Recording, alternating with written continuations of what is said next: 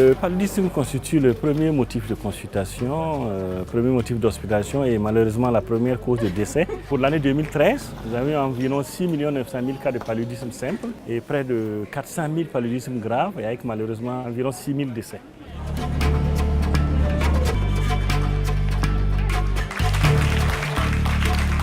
Qui a déjà eu le paludisme?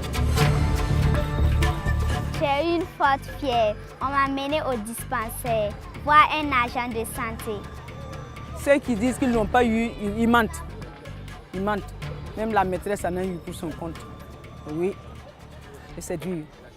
Au Burkina, les 16, 17 millions de personnes que nous sommes, il n'y a personne qui n'a pas déjà attrapé le paludisme. La lutte contre le paludisme requiert un ensemble d'actions, des actions de prévention, des actions curatives.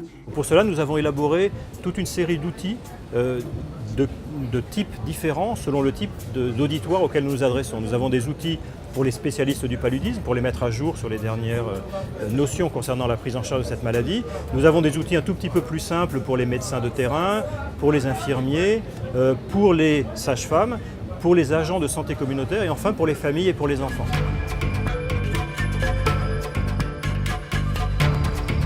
Mauvaise manière. Je vois un enfant qui frissonne à la maison. Il faut retourner à 19. Il y a une action qu'on mène avec Sanofi pour sensibiliser les enfants sur la problématique du paludisme. Les enfants sont des relais au sein des communautés pour transmettre les bons messages. Bonne manière. Il faut se rendre immédiatement auprès d'un agent de santé dès l'apparition des premiers signes. La méthode ici préconisée dans l'enseignement de base, c'est les méthodes actives. À savoir, à cet âge de l'enfant, il faut se baser sur du concret. Tout ce qu'ils apprennent à l'école, ils rapportent cela à la maison. Faire établir le diagnostic par un agent de santé et jamais par un charlatan. Très bien. Il y a certains enfants même qui contredisent leur papa, leur maman, surtout en matière d'hygiène. Attention, nous avons vu à l'école que ça c'est dangereux. Le plus important pour un enfant, c'est de comprendre comment à son niveau, il peut prévenir la survenue du paludisme. Ils sont intéressés, ils apprennent en jouant. Il faut répéter les messages. Tous les jours, on doit dormir sous la moustiquaire, puisqu'on sait que le moustique est là, présent pendant toute l'année. En 2013, nous avons distribué près de 9 600 000 moustiquaires à l'ensemble de la population en raison d'une moustiquaire pour 2.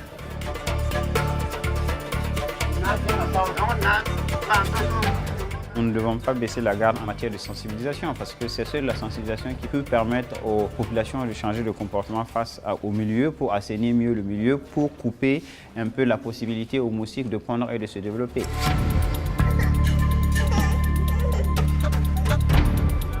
Le paludisme au Burkina Faso, comme dans beaucoup de pays de la région sahélienne, reste un problème majeur de santé publique.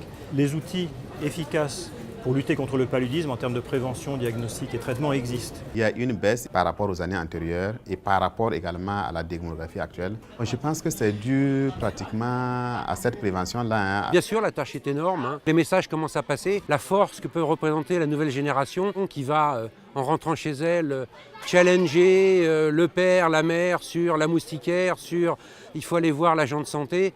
C'est avec la jeune génération qu'on va pouvoir continuer le combat et forcément le gagner.